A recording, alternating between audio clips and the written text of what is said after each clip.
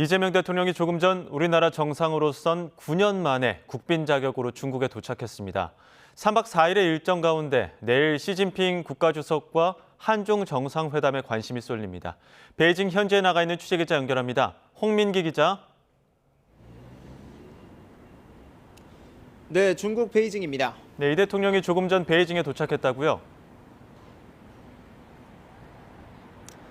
네, 이 대통령이 탄 공군 1호기가 조금 전 베이징 서우도 국제공항에 도착했다는 소식이 들어왔습니다.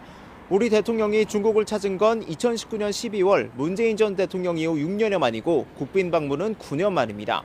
이재명 대통령으로선 취임 후 첫 방중이자 새해 첫 정상외교 일정이기도 한데요. 국빈 방문인 만큼 중국 측은 성대한 환영식으로 우리 순방단을 맞이했습니다. 저도 이 대통령보다 조금 빨리 이곳 베이징에 도착했는데 공항에서 시내로 이어지는 도로 양쪽에 우리 태극기와 중국 5성 홍기가 나란히 걸려있는 모습도 볼 수 있었습니다. 이 대통령은 현지 시각으로 오늘 저녁 베이징 교민들과 만찬 간담회를 시작으로 3박 4일간 방중 일정을 시작합니다.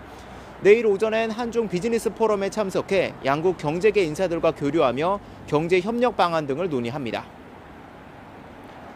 3박 4일 일정의 하이라이트는 단연 내일 정상회담일 텐데 시진핑 주석과 어떤 의제를 논의합니까? 네, 이 대통령이 시진핑 주석과 만나는 건 지난해 11월 경주 에이펙 정상회의를 계기로 열린 회담에 이어 이번이 두 번째입니다. 내일 오후 만나는 두 정상은 공식 환영식으로 시작해 정상회담과 MOU 서명식 등으로 행사가 진행될 예정입니다.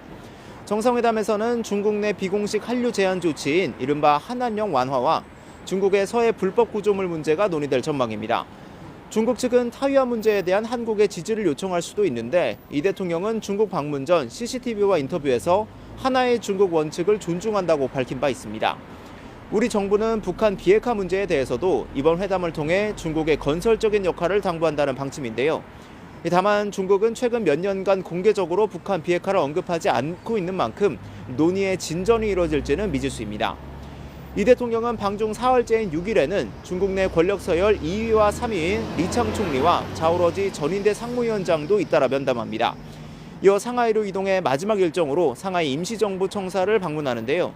지난해 광복 80주년, 올해 상하이 임시정부 창사 100주년을 맞아 우리 독립운동가들의 헌신을 돌아본다는 계획입니다. 지금까지 중국 베이징에서 YTN 홍민기입니다.